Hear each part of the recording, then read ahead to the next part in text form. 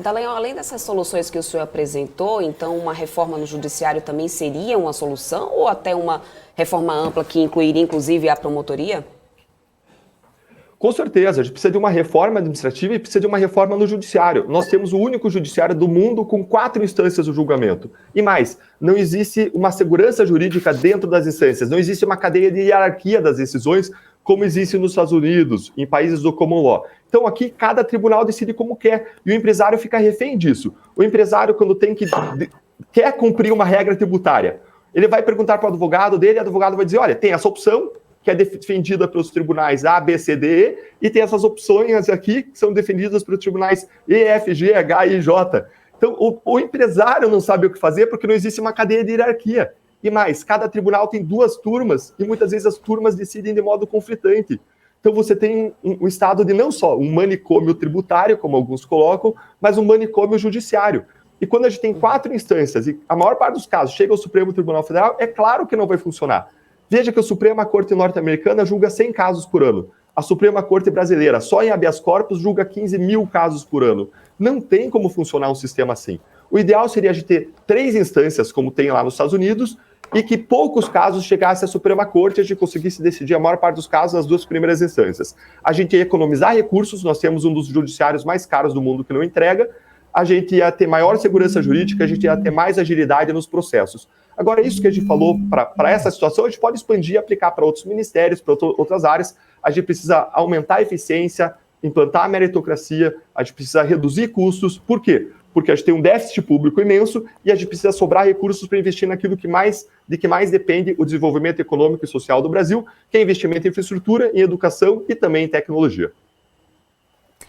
Doutor, e sua candidatura, na verdade sua pré-candidatura ainda, né, a deputado federal pelo Podemos, tem a motivação de atuar no Legislativo justamente para corrigir tais posturas aí do Judiciário também e um possível mandato? Quais são os projetos que tem desenhado aí no quesito a combate à corrupção?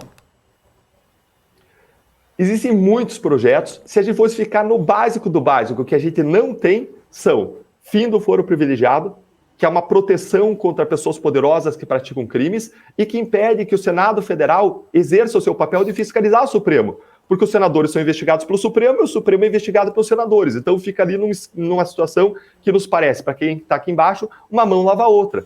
Veja que o Supremo Tribunal Federal, no inquérito do fim do mundo, ele mandou a Receita Federal parar de investigar os ministros do Supremo.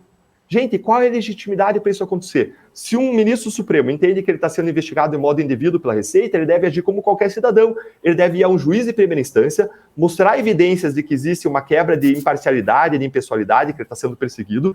O juiz vai avaliar isso e, se for o caso, vai oferecer uma ordem. E não dar uma canetada sem eles terem competência, sem eles terem jurisdição para isso e mandar parar investigações que, segundo a Receita Federal, eram legítimas, seguiram critérios objetivos.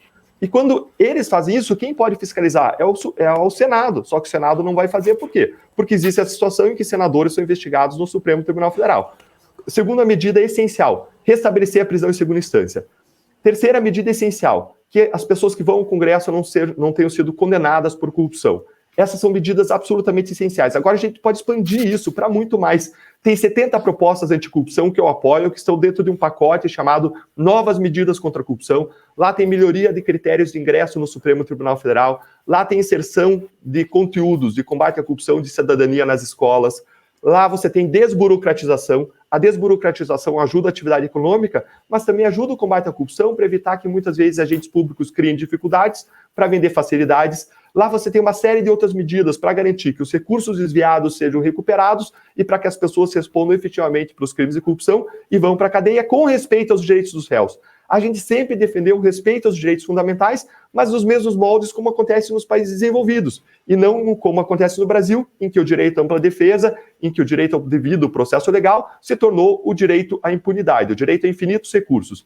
Vejam que apenas um réu, de um caso de São Paulo, TRT de São Paulo, apenas aquele senador que foi processado no caso do TRT de São Paulo, ofereceu 81 recursos, gente, 81 recursos sem contar habeas corpus. Não tem como o processo acabar. Não é por ser Brasil. Qualquer lugar do mundo, quando um réu pode oferecer 81 recursos em um caso, não tem como esse caso ter sucesso.